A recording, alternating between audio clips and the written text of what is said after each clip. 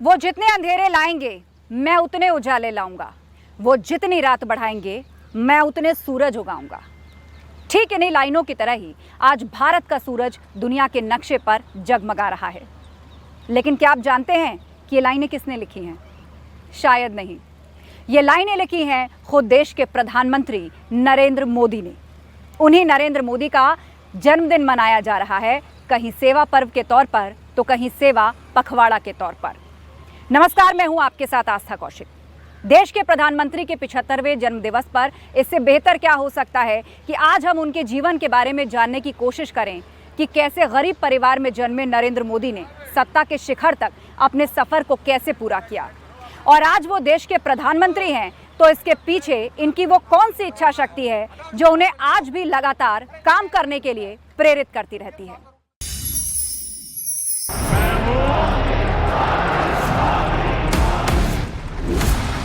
मैं नरेंद्र दामोदर दास मोदी 17 सितंबर 1950 को गुजरात में मेहसाणा जनपद के वडनगर में नरेंद्र दामोदर दास मोदी का जन्म हुआ। उनके पिता का नाम दामोदर दास मूलचंद मोदी और मां का नाम हीराबेन मोदी है। वे अपने माता पिता की 6 में से तीसरी संतान हैं। उनका पूरा परिवार एक छोटे से एक मंजिला घर में रहा करता था। अपने शुरुआती दिनों में नरेंद्र मोदी को चाय की दुकान पर काम करते हुए पढ़ाई करनी पड़ती थी। वे काम और पढ़ाई के बीच संतुलन बनाकर अपना जीवन जी रहे थे। स्कूल में वो शुरू से ही एक मेहनती बच्चे थे, जिसे मुद्दों पर बहस करना और किताबें पढ़ना पसंद था। नरेंद्र मोदी मेहसाणा रेलवे स्टेशन पर अपने पिता की चाय की दुकान को चलाने में मदद किया करते थे। कहा जाता है वो 1962 के भारत चीन युद्ध के दौरान सीमा पर जाने वाले सैनिकों को भोजन और चाय परोसते थे। प्रधानमंत्री मोदी बड़े होकर सेना में भर्ती होना चाहते थे। बचपन में वो जामनगर स्थित सैनिक स्कूल में पढ़ाई करना चाहते थे, लेकिन पैसों के अभाव के चलते ऐसा नहीं हो सका। इस बीच वो एनसीसी में शामिल हो गए।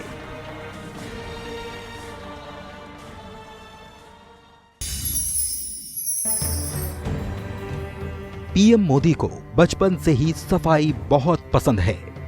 उनके एक रिश्तेदार ने उन्हें एक बार कैनवास के जूते गिफ्ट किए थे, जिन्हें वो स्कूल से लाए बेकार पड़े चौक के टुकड़ों से सफेद करते थे।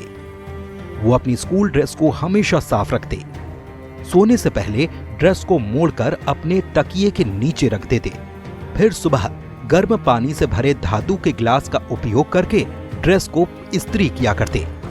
बाद में नरेंद्र मोदी ने बताया कि उन्होंने हाफ कुर्ता इसीलिए पहना क्योंकि उसे प्रेस करना आसान था।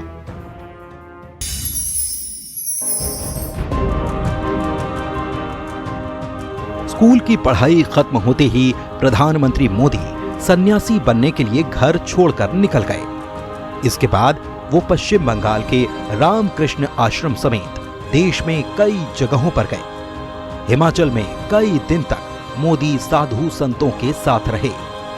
तब उन्हें संतों ने कहा कि राष्ट्र सेवा किए बगैर संन्यास धारण नहीं किया जा सकता।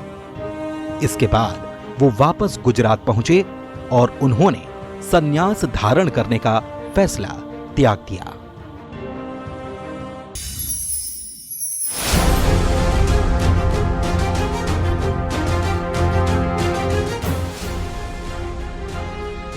आठ साल की उम्र में ही मोदी राष्ट्रीय स्वयंसेवक संघ यानी कि आरएसएस से जुड़े थे। 1975 में जब आपातकाल की घोषणा हुई तो मोदी युवा अवस्था में थे। उस दौरान संघ के स्वयंसेवी के तौर पर उन्होंने इसका विरोध किया। उन्होंने पुलिस से बचने के लिए सरदार का रूप धारण कर लिया था। इसके जरिए 2.5 साल तक वो पुलिस को छकाते रहे। मोदी संघ के कार्यक्रमों में प्रबंधन की जिम्मेदारी निभाते थे। आरएसएस के नेताओं की ट्रेन और बस में रिजर्वेशन का जिम्मा भी उन्हीं के पास था। 1978 में वो संघ के पूर्ण प्रचारक बन गए।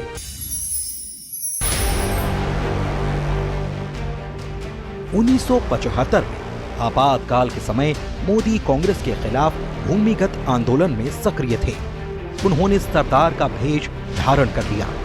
तभी अचानक उन्हें ढूंढते हुए पुलिस वहां आ गई, लेकिन उन्हें सरदार की वेशभूषा में पहचान नहीं पाई और ठीक उसी समय मोदी वहां से स्कूटर पर निकल गए।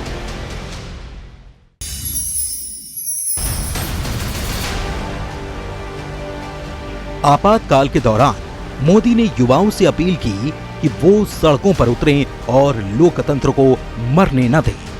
ये वक्त था साल 1976 का। मोदी ने आपातकाल के दौरान युवाओं से कहा था कि ये समय दमन, बेरोजगारी, अनैतिकता और भ्रष्टाचार के खिलाफ अपना स्टैंड लेने का है। यही नहीं, नरेंद्र मोदी ने नवनिर्माण आंदोलन में हिस्सा भी लिया था। संघ ने 1978 में मोदी को गुजरात के वडोदरा में विभाग प्रचारक बनाकर भेजा। इसके अलावा उन्हें दक्षिण गुजरात और सूरत का भी चार्ज दिया गया। उन्हें इन इलाकों पर फोकस कर काम करने के लिए कहा गया। लगभग 9 साल के बाद 1987 में संघ से संगठन में मोदी की एंट्री हुई। उन्हें गुजरात यूनिट का सचिव बनाया गया। इसके बाद वो राजनीति की मुख्य धारा में आगे बढ़ते गए। नरेंद्र मोदी को एक अच्छा मैनेजर माना जाने लगा। नरेंद्र मोदी ने लाल कृष्ण आडवाणी की 1990 की सोमनाथ अयोध्या रथ यात्रा के आयोजन में अहम भूमिका अदा की। साल 1995 में पीएम मोदी को गुजरात से दिल्ली बुलाया गया। बीजेपी ने उन्हें राष्ट्रीय सचिव की जिम्मेदारी सौंपी और उत्तर भारत के राज्यों समेत हरियाणा का प्रभार दिया। रथ यात्रा के दौरान मोदी पहले ही रूट का पता कर लेते थे ताकि लाल कृष्ण आडवाणी को कोई परेशानी न हो।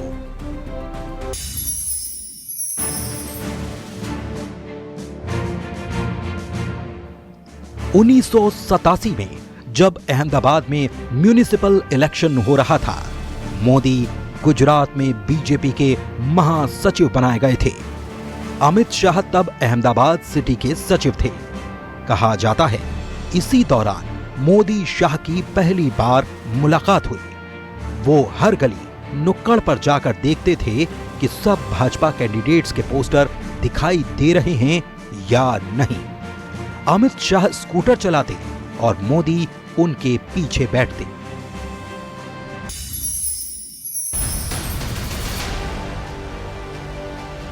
उन्नीस में पहली बार भाजपा ने गुजरात में अपने दम पर सरकार बनाई। तब गुजरात के ग्रामीण इलाकों में कांग्रेस काफी मजबूत हुआ करती थी। उस दौरान नरेंद्र मोदी और अमित शाह की जोड़ी ने गांव-गांव जाकर बीजेपी को मजबूत बनाया। दोनों ने 8000 से ज्यादा गांवों में दूसरे नंबर के कद्दावर नेताओं को पार्टी से जोड़ा। मोदी और शाह की जोड़ी ने गुजरात में कांग्रेस को हर तरफ से कमजोर किया।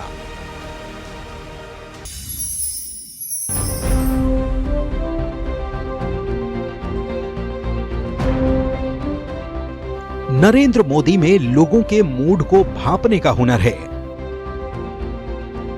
पार्टी के एक सहयोगी एक घटना का जिक्र करते हुए कहते हैं, अहमदाबाद में एक बैठक के दौरान प्रांत के महामंत्री होने के बावजूद मोदी मंच पर नहीं बैठे। वो पीछे कार्यकर्ताओं के बीच खड़े थे। जब हमने उनसे पीछे खड़े होने का कारण पूछा तो उन्होंने कहा, गुजरात यहां है, मुझे कुछ ही घंटों में जानना है कि गुजरात में क्या चल रहा है। कार्यकर्ताओं से मिलना है, उनके साथ भविष्य की रणनीति बनानी है।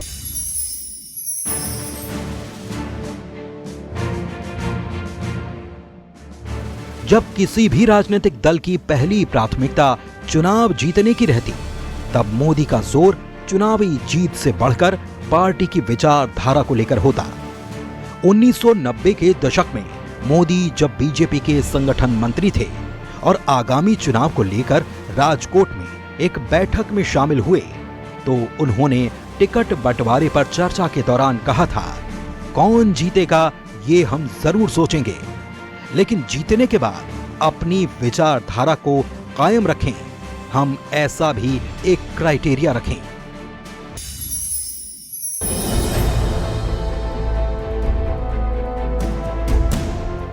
बहुत कम लोगों को पता है कि मोदी ने 90 के दशक में कई देशों की यात्रा की थी, जिनकी तस्वीरें अब भी सोशल मीडिया पर समय समय पर आती रहती हैं। मोदी साल 1990 में पहली अमेरिका यात्रा पर गए थे, जहां उन्होंने व्हाइट हाउस के बाहर दोस्त के साथ तस्वीर क्लिक करवाई थी।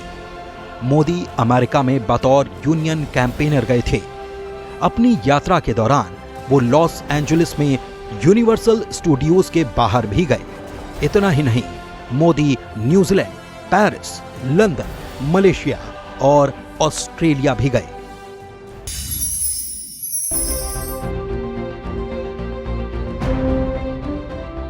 मोदी हमेशा से ही परिवारवाद के खिलाफ रहे।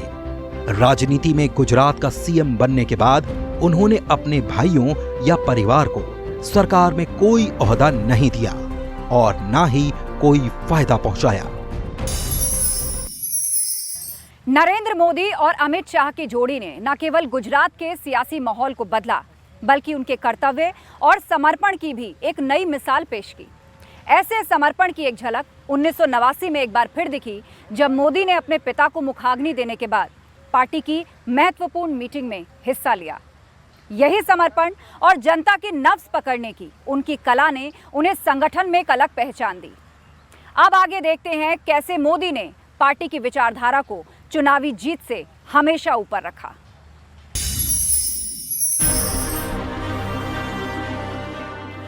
मोदी अपने कर्तव्य और काम के प्रति कितने समर्पित हैं, इसका उदाहरण साल 1989 में पूरी भाजपा को देखने को मिला, जब वे अपने पिता के निधन के दिन मुखाग्नि देने के बाद गुजरात भाजपा की मीटिंग ज्वाइन करने पहुंच गए। उन्हें मीटिंग में देखकर पदाधिकारी चौंक गए और सवाल किया तो उन्होंने जवाब दिया, मीटिंग बहुत जरूरी थी, इसमें भविष्य के फैसले लिए जाने थे, इसीलिए आ गया।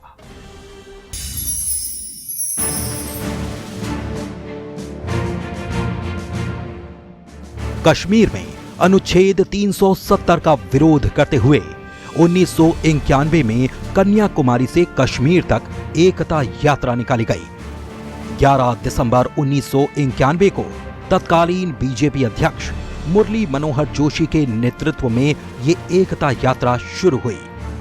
नरेंद्र मोदी ने इस यात्रा में मुख्य भूमिका निभाई। ये एकता यात्रा 26 जनवरी 1992 को श्रीनगर के लाल चौक पर तिरंगा फहराने के साथ समाप्त हुई थी। मोदी उस वक्त जोशी की उस टीम के सदस्य थे जो आतंकवाद के उस दौर में लाल चौक पर तिरंगा फहराने पहुंची थी।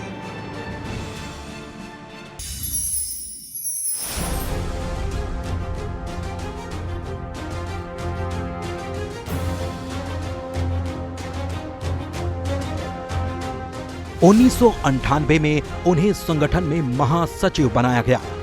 इस पद पर वो अक्टूबर 2001 तक रहे। उस वक्त गुजरात के तत्कालीन मुख्यमंत्री केशुभाई पटेल की सेहत खराब होने लगी। तब अटल बिहारी प्रधानमंत्री थे। उन्होंने मोदी को फोन कर चाय पर बुलाया, जहां मोदी से कहा, तुम्हें गुजरात वापस जाना चाहिए। इसके बाद ही मोदी को गुजरात का मुख्यमंत्री बना दिया गया।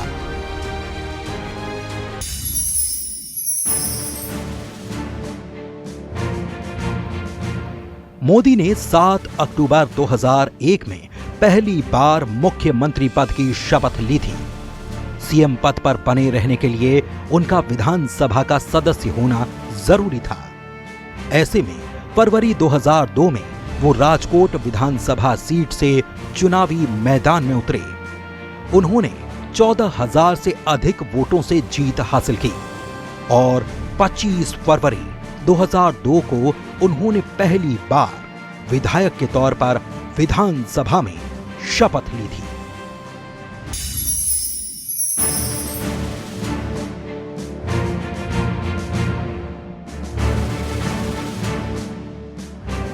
पहली बार 1997 में अमित शाह ने गुजरात विधानसभा का उपचुनाव सरखेल सीट से लड़ा और जीत हासिल की। साल 2002 में जब गुजरात में नरेंद्र मोदी मुख्यमंत्री बने तो उन्होंने अमित शाह को अपनी कैबिनेट में शामिल कर लिया।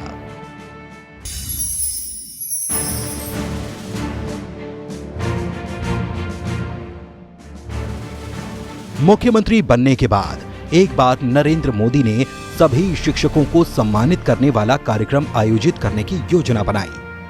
उन्होंने अपनी मां को भी सबसे बड़े शिक्षक के रूप में आमंत्रित करना चाहा, लेकिन मां हीराबेन ने विनम्रता से ये कहकर मना कर दिया कि मैं एक साधारण व्यक्ति हूं। मैंने तुम्हें जन्म तो दिया, लेकिन तुम्हारा पालन पोषण परमात्मा ने किया।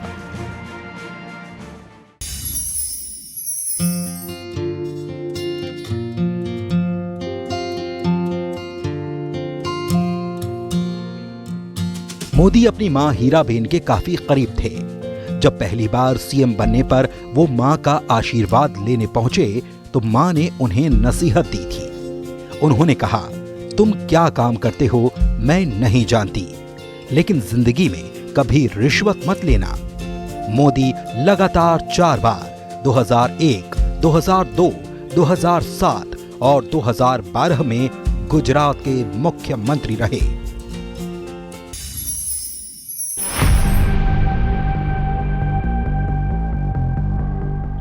2001 के कच्छ भूकंप ने मोदी की एक वरिष्ठ प्रशासक के रूप में उनके दृढ़ संकल्प की परीक्षा ली। मोदी कच्छ में सबसे पहले प्रतिक्रिया देने वालों में से एक थे।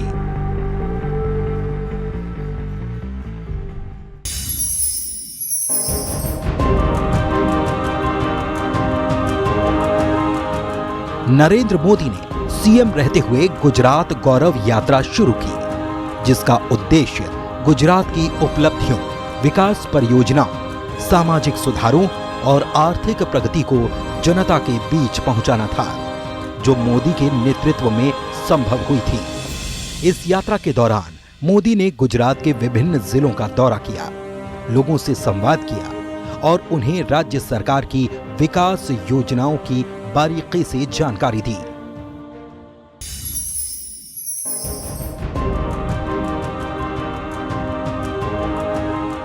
गुजरात के मुख्यमंत्री रहते हुए मोदी के जिन कामों की सबसे ज्यादा चर्चा हुई, उनमें निर्मल गुजरात, जल मंदिर, कन्या केलवाणी, वाइब्रेंट गुजरात समिट जैसी कई योजनाएं हैं।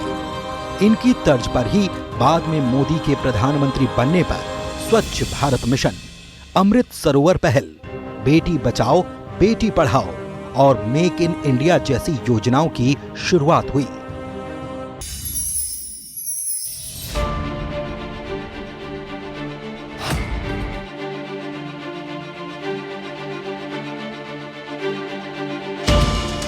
नरेंद्र मोदी की गुजरात की राजनीति से केंद्र में सियासी एंट्री की बात की जाए तो सीएम रहते हुए उनकी छवि बहुत बड़ी हो गई थी।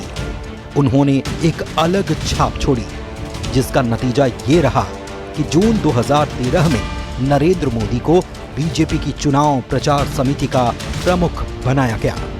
इस बीच मोदी लहर की शुरुआत हुई।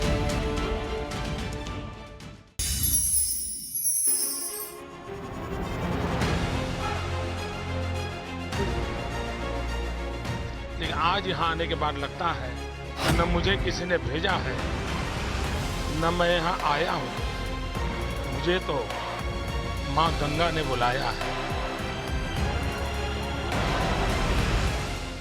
साल 2014 में जब नरेंद्र मोदी ने गुजरात के सीएम की गद्दी को छोड़कर देश के प्रधानमंत्री की कुर्सी की तरफ दांव लगाया तो वाराणसी को लोकसभा चुनाव के लिए चुना। उस समय उन्होंने काशी में नामांकन के बाद मीडिया के सामने कहा था, ना मैं यहां आया हूं, ना मुझे किसी ने भेजा है, मुझे तो मां गंगा ने बुलाया है।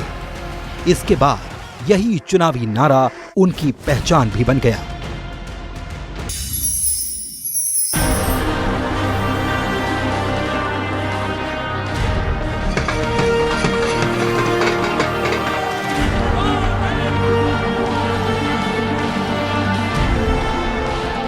मोदी ने 2014 के लोकसभा चुनावों में आक्रामक प्रचार अभियान चलाया। उन्होंने 3D होलोग्राम, सोशल मीडिया, चाय पे चर्चा, अच्छे दिन का नारा और बड़े बड़े रोड शो से मतदाताओं को जोड़ा, कांग्रेस के खिलाफ माहौल बनाया और खुद को एक विकल्प के रूप में पेश किया।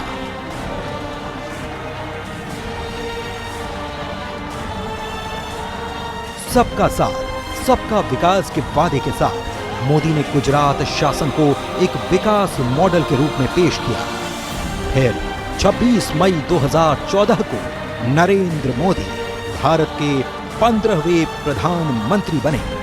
मैं नरेंद्र दामोदर दास मोदी ईश्वर की शपथ लेता हूं कि मैं विधि द्वारा स्थापित भारत के संविधान के प्रति सच्ची श्रद्धा और निष्ठा रखूंगा।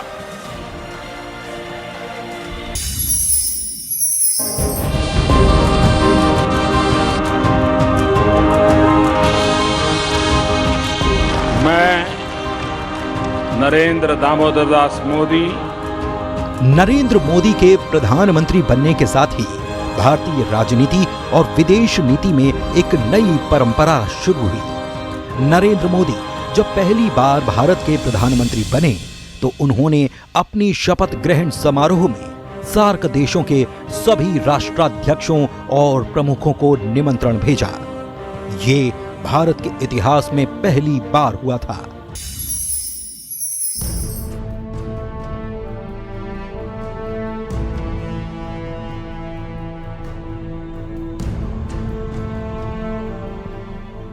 प्रधानमंत्री बनने के बाद मोदी साल 2014 में जब अपने जन्मदिन पर मां से मिलने पहुंचे तो हीराबा ने उन्हें 5,000 रुपए दिए। उन दिनों कश्मीर में बाढ़ आई थी। मां ने उनसे कहा कि ये पैसे कश्मीर के बाढ़ पीड़ितों के लिए भेज देना।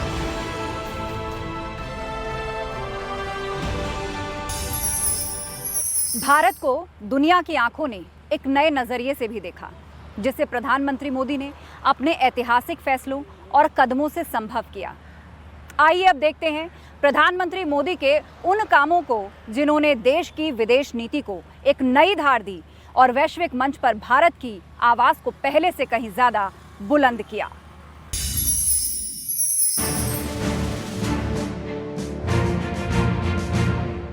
प्रधानमंत्री पद संभालने के बाद नरेंद्र मोदी 25 दिसंबर 2014 को अचानक पाकिस्तान पहुंचे। इस दौरान उन्होंने नवाज शरीफ से मुलाकात की थी। दोनों नेताओं की मुलाकात लाहौर में हुई, जिसकी चर्चा काफी दिनों तक रही। 2015 के पहले पिछले 10 साल में ये किसी भारतीय प्रधानमंत्री की पहली पाकिस्तान यात्रा थी।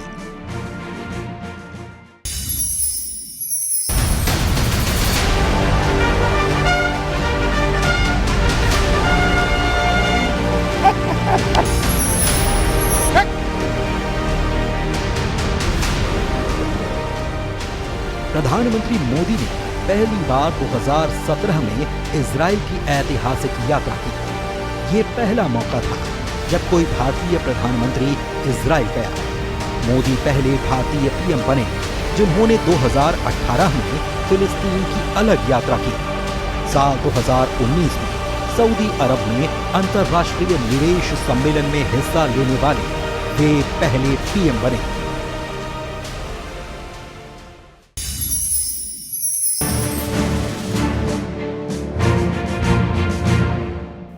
प्रधानमंत्री मोदी को उनके पहले कार्यकाल के दौरान नेतृत्व, वैश्विक प्रभाव और कूटनीति के चलते कई ऐसे अंतर्राष्ट्रीय सम्मान और पुरस्कार मिले हैं जो अब तक किसी अन्य भारतीय प्रधानमंत्री को नहीं मिले। उन्हें सऊदी अरब, मंगोलिया और फिलिस्तीन का सर्वोच्च नागरिक सम्मान मिला है। इसके अलावा संयुक्त राष्ट्र का सर्वोच्च पर्यावरण पुरस्कार भी प्रधानमंत्री मोदी के नाम है।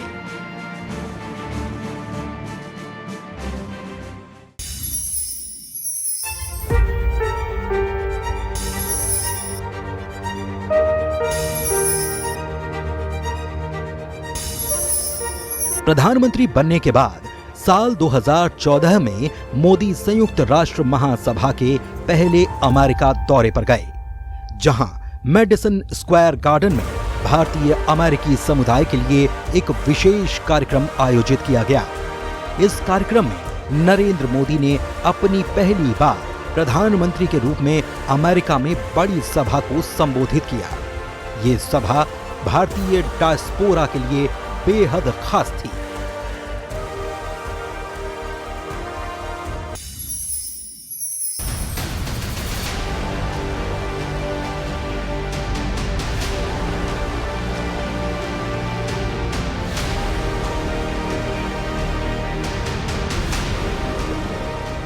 नरेंद्र मोदी ने प्रधानमंत्री बनने के बाद पहली बार सितंबर 2014 में न्यूयॉर्क में संयुक्त राष्ट्र महासभा को संबोधित किया था।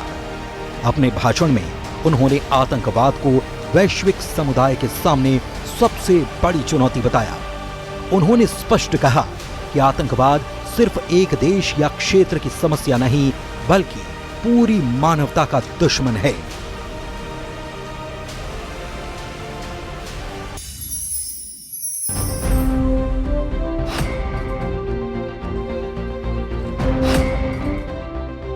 अट्ठाईस अगस्त 2014 को प्रधानमंत्री नरेंद्र मोदी ने देशव्यापी वित्तीय समावेशन के लिए एक ऐतिहासिक कदम उठाते हुए प्रधानमंत्री जन धन योजना का शुभारंभ किया।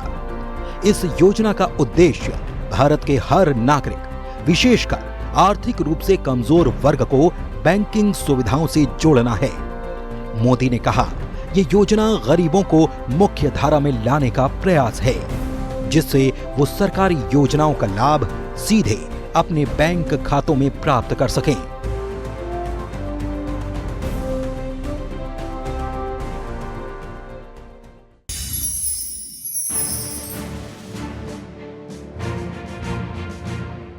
प्रधानमंत्री मोदी ने 25 सितंबर 2014 को भारत को विश्व की विनिर्माण महाशक्ति बनाने के उद्देश्य से मेक इन इंडिया अभियान की औपचारिक शुरुआत की। ये योजना भारत को निवेश के लिए आकर्षक बनाने, स्थानीय उत्पादन को बढ़ावा देने और रोजगार सृजन करने के लिए शुरू की गई।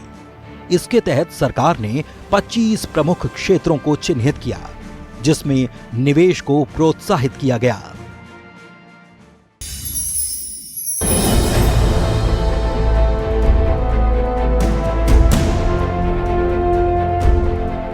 प्रधानमंत्री नरेंद्र मोदी ने 2 अक्टूबर 2014 को स्वच्छ भारत मिशन की शुरुआत की। इसका उद्देश्य पूरे देश में स्वच्छता को बढ़ावा देना और खुले में शौच को समाप्त करना था। इस मिशन के तहत लाखों शौचालय बनाए गए और कचरा प्रबंधन में सुधार हुआ। पीएम मोदी ने खुद झाड़ू लगाकर स्वच्छता को जन आंदोलन बनाने में महत्वपूर्ण भूमिका निभाई।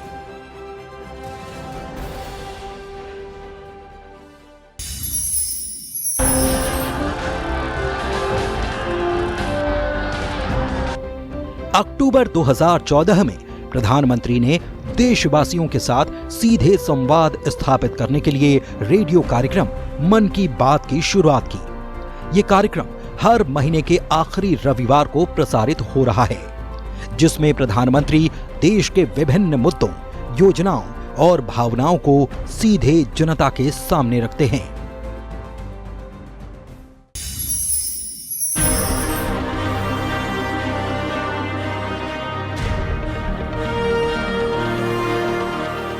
एक जुलाई 2015 को प्रधानमंत्री नरेंद्र मोदी ने भारत सरकार के डिजिटल सशक्तिकरण के सबसे बड़े प्रयासों में से एक डिजिटल इंडिया प्रोग्राम की औपचारिक शुरुआत की। ये योजना देश के ग्रामीण और शहरी इलाकों में इंटरनेट कनेक्टिविटी बढ़ाने, सरकारी सेवाओं को डिजिटल प्लेटफॉर्म पर लाने और नागरिकों को तकनीकी सशक्त बनाने के उद्देश्य से शुरू की गई।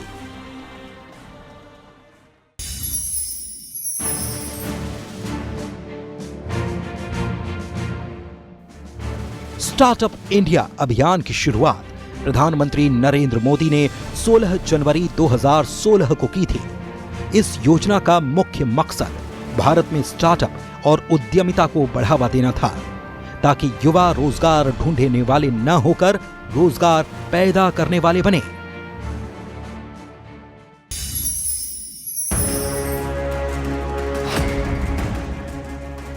जनवरी 2016 में पठानकोट वायुसेना अड्डे पर आतंकी हमला हुआ। जैश ए मोहम्मद से जुड़े 6 आतंकवादियों ने वारदात को अंजाम दिया। लगभग 65 घंटे चले ऑपरेशन में देश के 7 वीर सपूत शहीद हुए और सेना ने सभी आतंकवादियों को मार गिराया। हमले के बाद प्रधानमंत्री मोदी ने अपने बयान में साफ संदेश दिया कि देश इन शहीदों के बलिदान को कभी नहीं भूलेगा। हम अपने दुश्मनों को माकूल जवाब देना जानते हैं।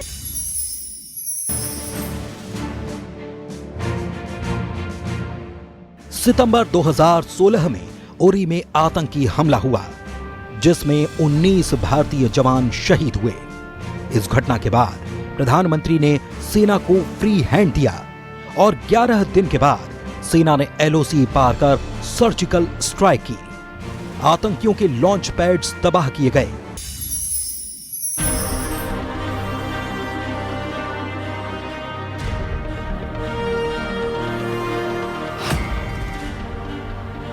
नवंबर 2016 को प्रधानमंत्री नरेंद्र मोदी ने रात 8 बजे राष्ट्र के नाम संबोधन में नोटबंदी की घोषणा की। उन्होंने कहा, भारत में चल रहे 500 और 1000 रुपए के नोट अगली सुबह से गैर कानूनी हो जाएंगे। ये नोट बंद किए जा रहे हैं। जनता से कहा गया कि वो नए 2000 और 500 रुपए के नोट बैंक और डाक घरों से बदलवा सकते हैं। –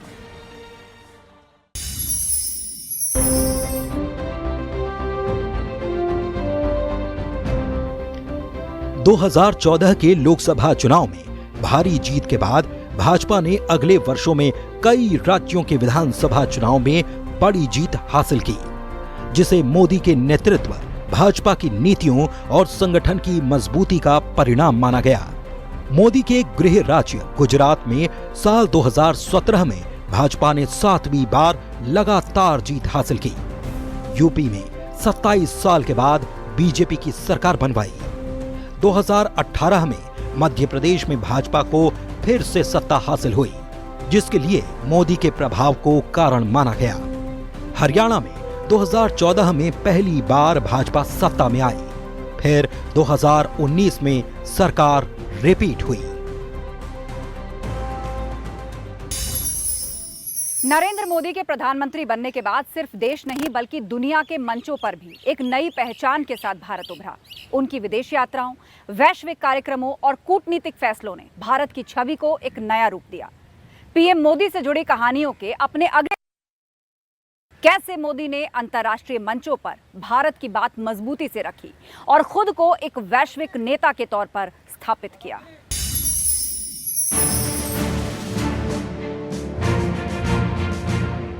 वस्तु एवं सेवा कर यानी जीएसटी को 1 जुलाई 2017 को एक राष्ट्र एक कर के सिद्धांत पर लागू किया गया। इसे विभिन्न अप्रत्यक्ष करों को खत्म कर एक एकीकृत कर व्यवस्था स्थापित की गई। समय समय पर जीएसटी परिषद ने दरों में बदलाव, ई इनवॉइसिंग और रिटर्न प्रणाली में संशोधन किए। इन संशोधनों से व्यापार में पारदर्शिता बढ़ी और टैक्स प्रणाली को और सरल बनाया गया।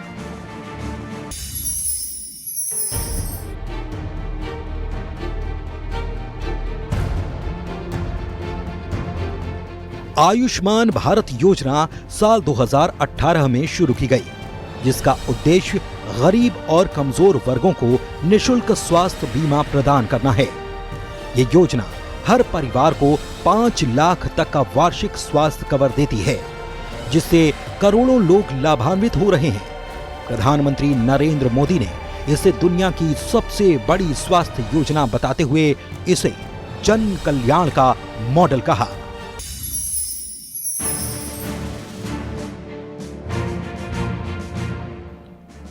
सितंबर 2018 को रात 10 बजे प्रधानमंत्री नरेंद्र मोदी अपने संसदीय क्षेत्र वाराणसी के मंडवाडीह रेलवे स्टेशन का औचक निरीक्षण करने पहुंच गए। उन्होंने यात्रियों की सुविधाओं का जायजा लिया। प्रधानमंत्री चुनिंदा गाड़ियों के काफिले के साथ स्टेशन पहुंचे। सीधे प्लेटफॉर्म संख्या 1 पर जाकर उन्होंने यात्री सुविधाओं को करीब से देखा।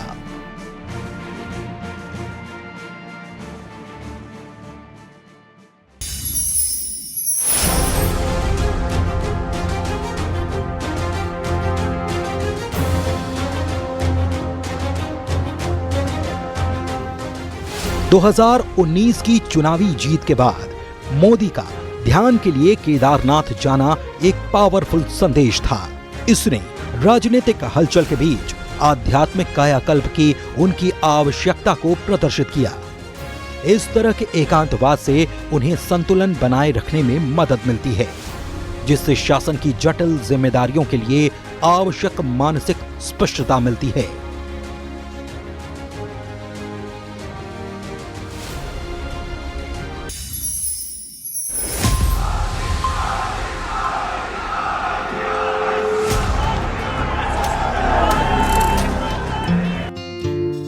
मां को याद करते हुए प्रधानमंत्री कहते हैं, एक समय था जब मां बहुत नियम से चातुर्मास किया करती थी। मां को पता है नवरात्र के समय मेरे नियम क्या हैं। पहले तो नहीं कहती थी, लेकिन फिर कहने लगी, इतने साल तो कर लिया, अब नवरात्र के समय जो कठिन व्रत तपस्या करते हो उसे थोड़ा आसान कर लो।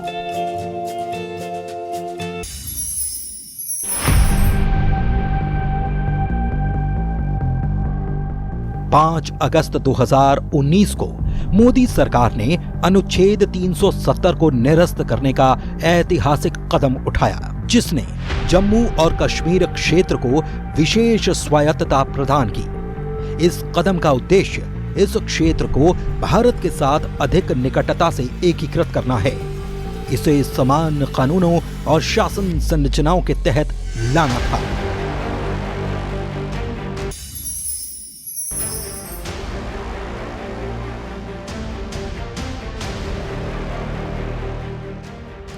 पीएम मोदी भारत में धर्म युग के नायक। देश को एकजुट करने में प्रधानमंत्री नरेंद्र मोदी ने जो सफलता हासिल की है, वो कोई दूसरा प्रधानमंत्री नहीं कर सका।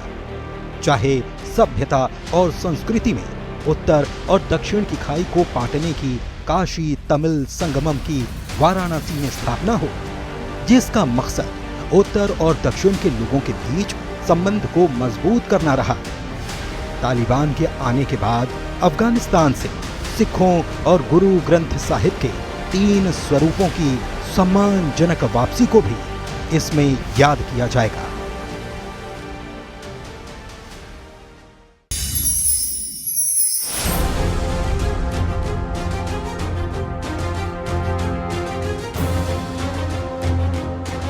नागरिकता संशोधन अधिनियम यानी CAA दिसंबर 2019 में पास हुआ, जो पाकिस्तान, बांग्लादेश और अफगानिस्तान से आए गैर मुस्लिम शरणार्थियों को नागरिकता देने की बात करता है।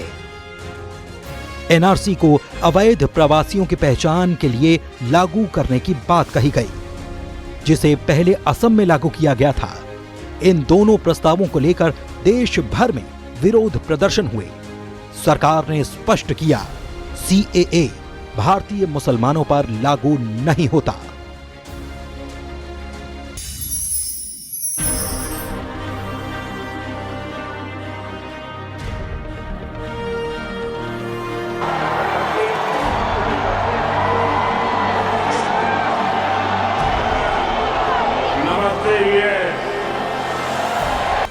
भारत ने अंतर्राष्ट्रीय नीति में बदलाव करते हुए अमेरिका, जापान और ऑस्ट्रेलिया के साथ मिलकर क्वाड गठबंधन को मजबूत किया। हिंद प्रशांत क्षेत्र में भारत की रणनीतिक भूमिका और प्रभाव बढ़ा। भारत ने चीन की बढ़ती सक्रियता को संतुलित करने के लिए समुद्री सुरक्षा और साझेदारी पर जोर दिया। ये बदलाव भारत की विदेश नीति को पश्चिमी और एशियाई देशों के साथ संतुलन की ओर ले गया।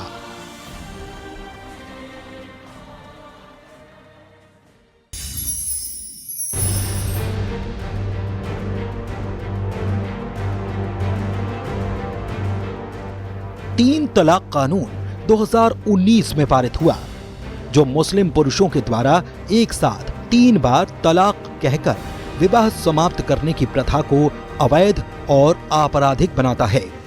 इस कानून के तहत 3 तलाक देने पर 3 साल तक की सजा और जुर्माने का प्रावधान है। ये कदम मुस्लिम महिलाओं को समान अधिकार और सम्मानजनक जीवन देने के उद्देश्य से उठाया गया। कानून के लागू होने से पहले 3 तलाक को सुप्रीम कोर्ट ने असंवैधानिक घोषित किया था। प्रधानमंत्री नरेंद्र मोदी ने 3 तलाक को महिला अधिकारों का हनन बताते हुए इसे खत्म करने की जोरदार पैरवी की थी।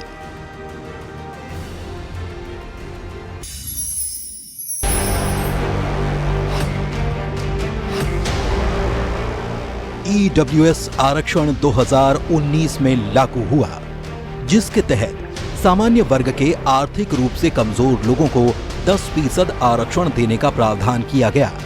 ये आरक्षण शिक्षा संस्थानों और सरकारी नौकरियों में लागू होता है। बिना जाति आधारित भेदभाव के प्रधानमंत्री नरेंद्र मोदी ने इसे सामाजिक न्याय को व्यापक बनाने की दिशा में एक ऐतिहासिक कदम बताया। मोदी सरकार ने संविधान में 103वां संशोधन कर इसे कानूनी मान्यता दिलाई।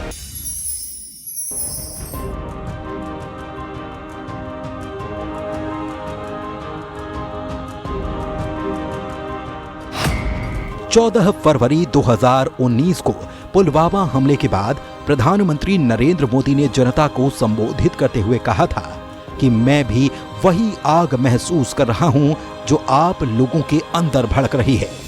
पीएम मोदी ने कहा कि आप सभी के आंसुओं का बदला जरूर लिया जाएगा। पुलवामा हमले के ठीक 12 दिन बाद यानी कि 25-26 फरवरी की देर रात भारतीय वायुसेना ने पाकिस्तान के बालाकोट में एयर स्ट्राइक को अंजाम दिया और पूरी प्लानिंग के साथ पाकिस्तान में बसे कैंपों को नेस्तनाबूद कर दिया। –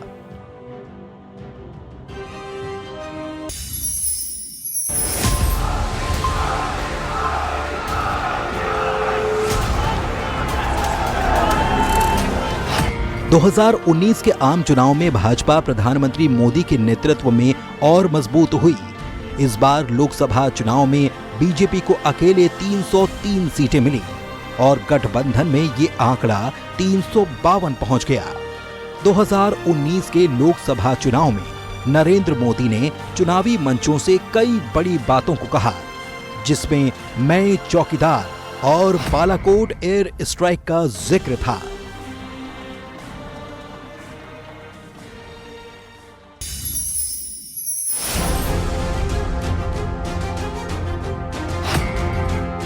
कोरोना फैलने के बाद विश्व का सबसे बड़ा लॉकडाउन प्रधानमंत्री मोदी ने 21 दिन के लिए 24 मार्च 2020 की रात 8 बजे राष्ट्र के नाम संबोधन में घोषित किया।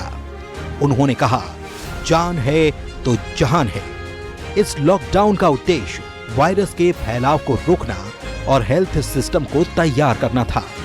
इसके बाद प्रधानमंत्री गरीब कल्याण अन्न योजना की शुरुआत हुई, जिसके तहत देश के 80 करोड़ लोगों को मुफ्त राशन देने की परियोजना पर काम हुआ। प्रधानमंत्री ने कहा, कोई भी भारतीय भूखा ना सोए, ये मेरी जिम्मेदारी है।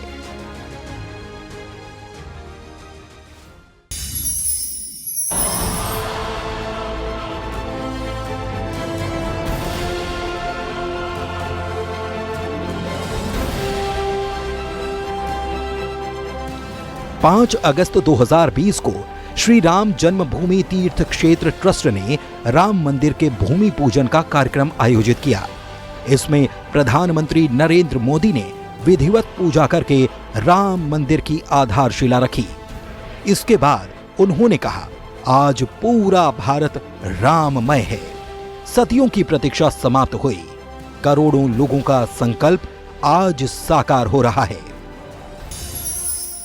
एक ओर जहां प्रधानमंत्री मोदी ने देश का महामारी से उबरने में नेतृत्व किया, तो वहीं दूसरी ओर वो राष्ट्र निर्माण के बाकी पहलुओं में भी सक्रिय रहे। फिर चाहे वो महिला सशक्तिकरण हो, वैश्विक मंचों पर भारत की प्रभावशाली मौजूदगी हो, या फिर वन्य जीव संरक्षण। इतना ही नहीं, अपनी मां के देहांत के बाद भी प्रधानमंत्री मोदी कर्तव्य पथ पर डटे रहे। आगे की कहानी उनके जीवन के बदलते पड़ावों और परिणामों से जुड़ी है।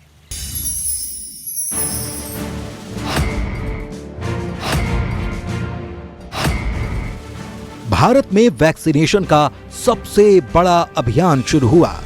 जनवरी 2021 में कोरोना टीकाकरण का अभियान शुरू हो गया। मेड इन इंडिया कोवैक्सीन और कोविशील्ड लॉन्च की गई। मोदी ने खुद टीका लगवाकर जनता को प्रेरित किया।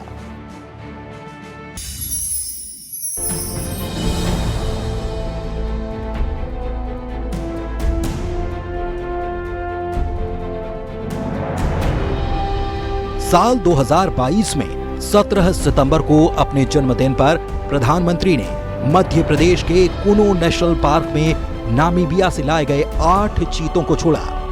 क्वारंटीन बाड़ों में छोड़े जाने के बाद पीएम ने चीतों की खुद कैमरे से फोटो खींची। इस मौके पर उन्होंने कहा, आज एक खास दिन है क्योंकि भारत में दशकों बाद चीते लौटे हैं। हम चीतों को अपने देश की धरती पर वापस लाने में सफल हुए हैं। ये वन्यजीव संरक्षण के लिए हमारा समर्पण है।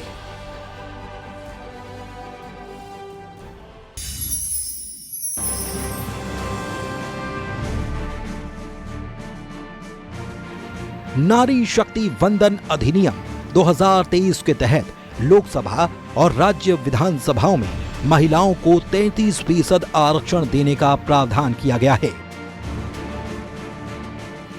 यह अधिनियम भारत की राजनीति में महिला भागीदारी बढ़ाने की दिशा में एक ऐतिहासिक कदम माना गया। प्रधानमंत्री नरेंद्र मोदी ने इसे नारी के सम्मान, सशक्तिकरण और समान भागीदारी का प्रतीक बताया।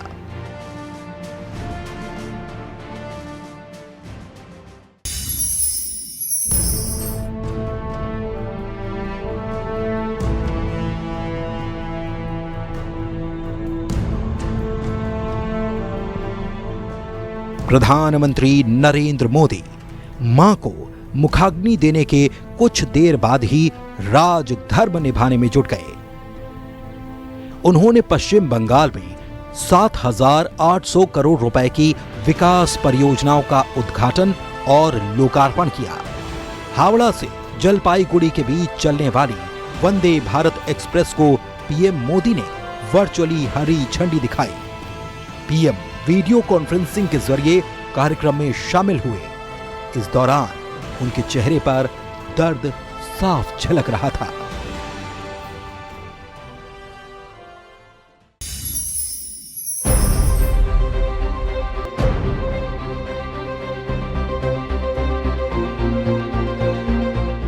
सितंबर 2023 में प्रधानमंत्री नरेंद्र मोदी के नेतृत्व में भारत ने 2023 में पहली बार G20 समूह की अध्यक्षता संभाली और एक प्रभावशाली वैश्विक मंच की मेजबानी की। यह आयोजन वैश्विक राजनीति, अर्थव्यवस्था और सतत विकास के नए एजेंडे के लिए महत्वपूर्ण साबित हुआ।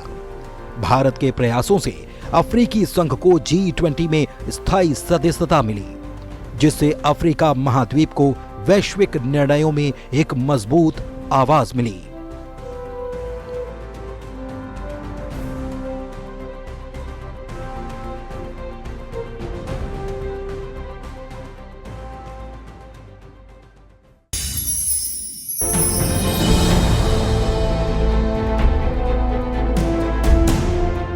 प्रधानमंत्री मोदी मई 2023 को पापुआ न्यू गिनी के दौरे पर गए।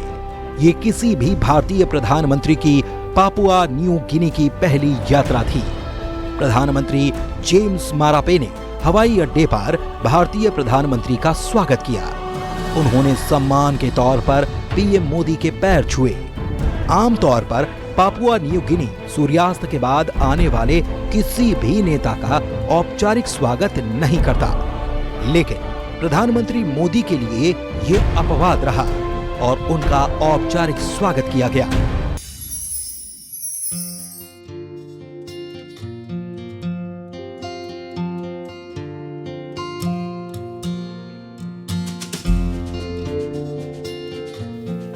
22 जनवरी 2024 को प्रधानमंत्री मोदी ने यजमान बनकर रामलला की प्राण प्रतिष्ठा की, दंडवत होकर प्रभु को प्रणाम किया।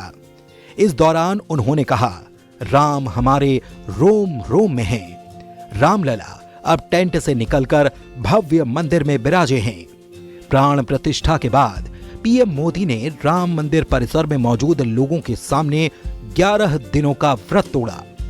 11 दिनों के उपवास के दौरान पीएम मोदी ने सात्विक भोजन किया। वे सिर्फ नारियल पानी पर रहे। अपने व्रत के दौरान पीएम मोदी जमीन पर कंबल बिछाकर सोए। 11 दिनों के व्रत के दौरान पीएम मोदी ने 4 राज्यों के 7 मंदिरों में दर्शन किए। –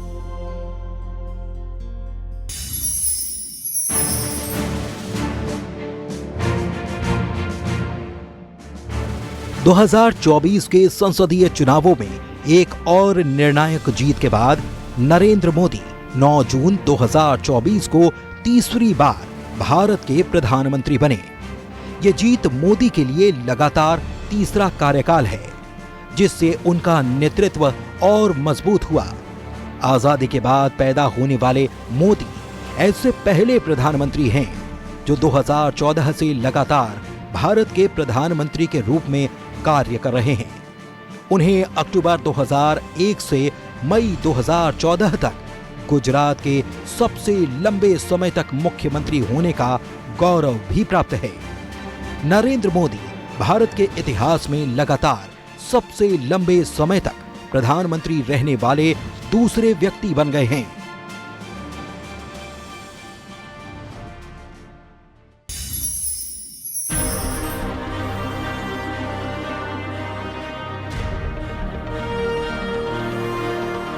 प्रधानमंत्री मोदी के नाम कई रिकॉर्ड दर्ज हैं। इन्हीं में से एक है 17 देशों की संसद को संबोधित करना। कांग्रेस से संबद्ध 5 प्रधानमंत्रियों ने करीब 7 दशक में कुल 17 बार विदेशी संसद को संबोधित किया था।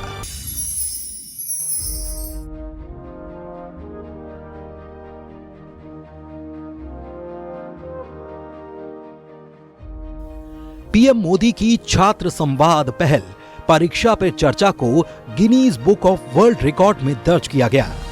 यह सम्मान 1 महीने में सबसे ज्यादा नागरिक पंजीकरण वाले मंच के रूप में मिला। साल 2024 में आयोजित परीक्षा पे चर्चा कार्यक्रम में 3.53 करोड़ लोगों ने पंजीकरण कराया, जो अब तक का एक नया विश्व रिकॉर्ड है। अब तक मोदी सरकार की 4 प्रमुख पहलों को Guinness book of world record में मान्यता मिली है, जिसमें परीक्षा पे चर्चा, एलपीजी के लिए डायरेक्ट बेनिफिट ट्रांसफर, अंतर्राष्ट्रीय योग दिवस और पीएम जन धन योजना शामिल हैं।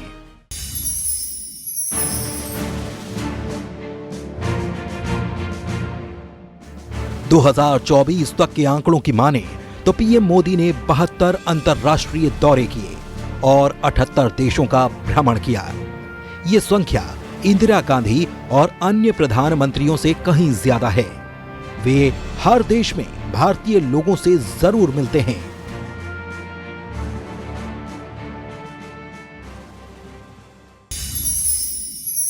इस हमले की साजिश रचने वालों को उनकी कल्पना से भी बड़ी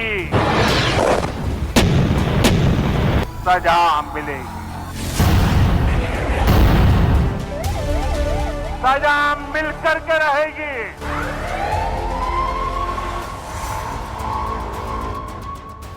जम्मू कश्मीर के पहलगाम में आतंकी हमले के बाद प्रधानमंत्री विदेश दौरे के बीच में ही वापस भारत लौटे। उन्होंने तुरंत स्थिति का जायजा लिया और देश की सुरक्षा एजेंसियों के साथ बैठक की। इसके बाद उन्होंने एक सभा को संबोधित करते हुए कहा कि मैं बहुत स्पष्ट कहूंगा कि जिन्होंने ये हमला किया है, उन आतंकियों और इसकी साजिश रचने वालों को उनकी कल्पना से भी बड़ी सजा मिलेगी।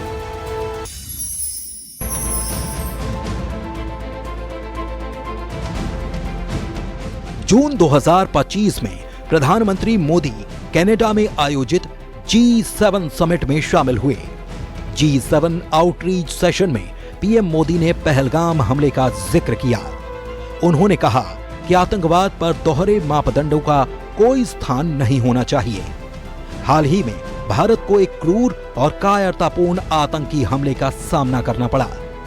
ये हर भारतीय की आत्मा, अस्मिता और गरिमा पर सीधा आघात था। ये पूरी मानवता पर आघात था।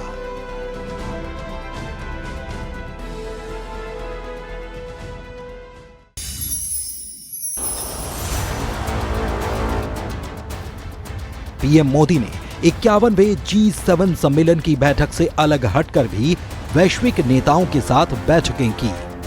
इस दौरान नेताओं के साथ पीएम मोदी को मजबूत बॉन्डिंग भी इन बैठकों के दौरान देखने को मिली। प्रधानमंत्री नरेंद्र मोदी ने कनाडा में 10 घंटे के भीतर एक के बाद एक 12 द्विपक्षीय बैठकें की। पीएम मोदी ने भारत कनाडा संबंधों को महत्वपूर्ण बताया। इस दौरान उन्होंने जर्मन चांसलर के साथ आतंकवाद पर बात की।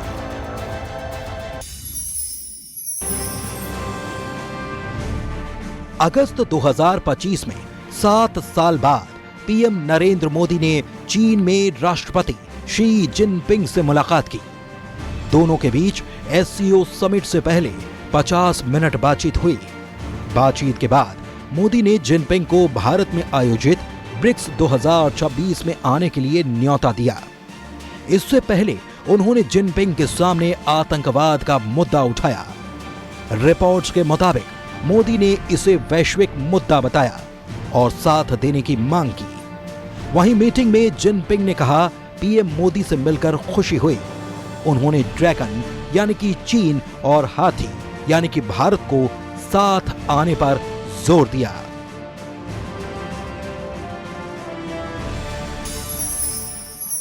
पिछहत्तर कहानियां, 75 प्रेरणाएं और एक महान व्यक्तित्व का खुला जीवन। आज हमने जाना कि कैसे एक साधारण व्यक्ति अपनी मेहनत, लगन और ईमानदारी से देश की सेवा में एक मिसाल बन गया। प्रधानमंत्री मोदी की ये कहानियां हमें न केवल उनकी ऊर्जा से, उनकी यात्रा से परिचित कराती हैं, बल्कि हमें एक बेहतर इंसान और एक देशभक्त बनने की प्रेरणा भी देती हैं।